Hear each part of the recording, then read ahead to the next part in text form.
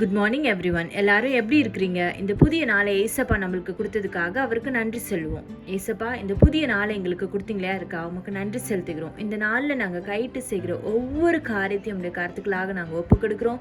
நீங்கள் எங்கள் பலப்படுத்துங்க, காத்துக்கொள்ளுங்க, வழி நடத்துங்க. ஏசப்பா, நாங்கள் போகையிலும் வருகையிலும் இந்த பிரசனம் எங்களோடு கூட இருக்கட்டும். நீங்கள் பொறுப்பெடுத்துக்கொள்ளுங்க, வழி நடத்துங்க, காத்துக்கொள்ளுங்க. ஆமேன். இன்னைக்கு நம்ம வாசிக்க போற சங்கீதம் 21. கர்த்தாவே, உம்முடைய வல்லமையிலே ராஜா மகிழ்ச்சியாயிருக்கிறார். உம்முடைய ரட்சிப்பிலே எவ்வளவாய் களி கூறுகிறார். அவருடைய மன விருப்பத்தின்படி நீர் அவருக்கு தந்தரளி அவருடைய உதடுகளின் விண்ணப்பத்தை தள்ளாதிருக்கிறீர். உத்தம ஆசீர்வாதங்களோடு நீர் அவருக்கு எதிர்கொண்டு வந்து அவர் சிரசில் பொற்கிரீடம் தரிப்பிக்கிறீர். அவர் உம்மிடத்தில் ஆயுசை கேட்டார். நீர் அவருக்கு என்றென்றைக்கும் உள்ள தீர்க்காயுசை அளித்தீர். உமது ரட்சிப்பினால் அவர் மகிமை பெரியதாயிருக்கிறது.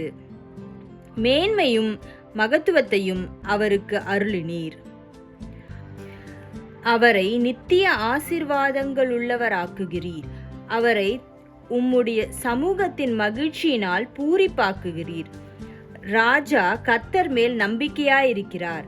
உன்னதமானவருடைய தயவினால் அசைக்கப்படாதிருப்பார். உமது கை உமது சத்துருக்கள் எல்லாரையும் எட்டி பிடிக்கும். உமது வலது கரம் உம்மை பகைக்கிறவர்களை கண்டுபிடிக்கும். உமது கோபத்தின் காலத்திலே அவர்களை அக்கினி சுவாலையாக்கி போடுவீர். கர்த்தர் தமது கோபத்திலே அவர்களை அழிப்பார். அக்கினி அவர்களை பட்சிக்கும். அவர்கள் கனியை பூமியில் இராதபடி நீர் அழித்து அவர்கள் சந்ததியை மனுபுத்திரரில் இராதபடி ஒழிய பண்ணுவீர். அவர்கள் உமக்கு விரோதமாய் பொல்லாங்கு நினைத்தார்கள். தீவினையை எத்தனம் பண்ணினார்கள். ஒன்றும் வாய்க்காமற் போயிற்று.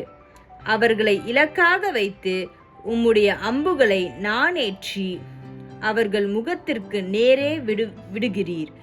கர்த்தாவே, உம்முடைய பலத்திலே நீர் எழுந்தருளும். அப்பொழுது உம்முடைய வல்லமையை பாடி கீர்த்தனம் பண்ணுவோம். ஆமேன். சங்கீதம் 21.